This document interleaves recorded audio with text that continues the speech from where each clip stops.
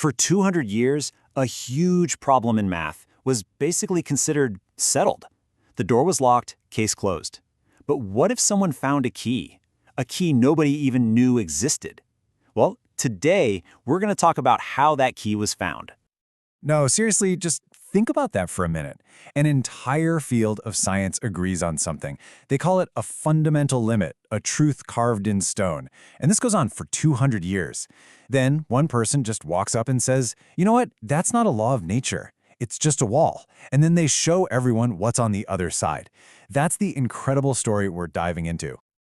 Okay, so to really get why this is such a huge deal, we got to go back and look at the problem itself. Why on earth did everyone think it was impossible to begin with?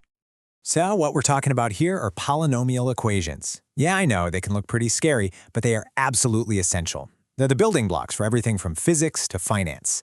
And for a long, long time, we had a pretty good handle on solving them. But then, for a certain kind of equation, that whole process just hit a brick wall. And that brings us to what I'm calling the 200-year wall. I mean, it's literally a point in history where progress on this one thing just stopped, dead in its tracks. A wall went up in the world of algebra, and it stayed there for generations. So, look at this timeline. What's so wild is the momentum, right? For thousands of years, we're on a roll, cracking these codes. We solved quadratic equations way back in ancient times.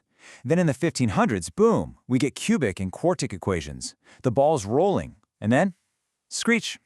In 1824, this brilliant guy, Niels Henrik Abel, basically says, all right, everyone, party's over. That's it. We can't go any further. And this is the heart of it all, Abel's impossibility theorem. It basically said, look, you cannot find a single one-size-fits-all formula for solving polynomials of the 5th degree or higher, at least not if you're just using the standard tools, adding, subtracting, multiplying, and taking roots like a square root or a cube root. For almost 2 centuries, that wasn't just a theory, it was treated like a fundamental law of the universe. So why did they hit this wall? Well, think of it this way. The math tools they had back in the 19th century were like trying to get to the moon with a hot air balloon. Super impressive for their time, but just not going to cut it for that particular journey. The complexity of these equations just exploded. The number of moving parts became totally unmanageable.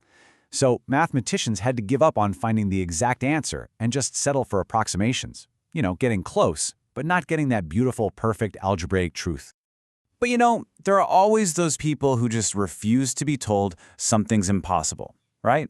They see a wall and they don't see an end, they see a challenge. And that, right there, is where our breakthrough begins. And here he is. Meet our protagonist, Professor Mourad Sultan Ezouidi. He looked at that same 200-year-old wall, and he saw something different. He didn't see an unbreakable law of math. No, he saw a misunderstanding. A limit that was all about the tools they were using back then, not about math itself. And this slide just nails the difference in thinking. It's so important. While everyone else saw a dead end, Ezouidi saw an incomplete map. He basically argued that the problem wasn't that these equations couldn't be solved. The problem was that the language mathematicians were using, the whole framework built by Abel and Galois, it just wasn't the right language for the job. It wasn't powerful enough. I mean, look at this table. It lays out the whole paradigm shift so clearly. On the one hand, you've got the classical methods, basically saying it's impossible, so we have to guess with approximations and just accept these limits. But then you look at Ezouidi's side. He's talking about exact symbolic solutions. He's using a totally new foundation, these recursive structures. And I love this last line. He rejects mathematical fatalism. He's just refusing to believe we've hit the end of the road. It's a whole new way of looking at everything. Okay, so the big question, how did he actually do it? I mean, how do you solve something that the greatest minds have called unsolvable for 200 years? Well, you don't just find a new trick. You have to build a whole new system, a new architecture from the ground up. And what's so cool is that instead of searching for one giant monster formula, his method is actually really elegant. He reorganizes the equation into layers, kind of like an onion. Then, he uses these new recursive formulas to solve one layer at a time. Each step simplifies the problem, until boom, the exact answers just sort of emerge. It's not about forcing a solution. It's about revealing what was hiding there the whole time. And this is the beast. An 8th degree polynomial. According to 2 centuries of mathematical law, finding an exact, perfect answer for this monster right here, it's supposed to be impossible. This thing is the poster child for unsolvable. But Using his new method, Professor Ezouidi solved it. And get ready for this. Here's the solution. The answers are just the positive and negative square roots of 3, 7, 11, and 15. That's it.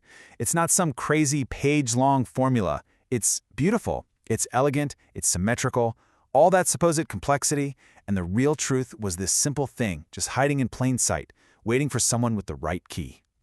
So, what does this all mean? I mean, solving one equation is really cool, don't get me wrong, but the implications here are so much bigger. This isn't just a neat party trick. This is about redefining the boundaries of what's even possible in math. Just think about it. 200 years. For that long, this impossibility defined a huge chunk of algebra. Generations of brilliant mathematicians lived and worked inside those walls. And this breakthrough just shows that even the oldest, most established boundaries aren't always what they seem. They can be pushed. And this, right here, is maybe the most important takeaway of all. Ezouidi's work doesn't prove Abel was wrong. Not at all. In a way, it honors his genius by completing it. Abel drew a perfect map of the world he could see with the tools he had. What Ezouidi did was show everyone that the map was just way bigger than anyone had ever dreamed. And that's where we're going to leave it, because this discovery, it's about more than just an old math problem. It's a reminder, right? It's a reminder that sometimes the biggest walls we face are the ones we just accept are there without ever pushing on them. And it really makes you wonder, what other impossible things are out there just waiting for someone to look at them in a new way?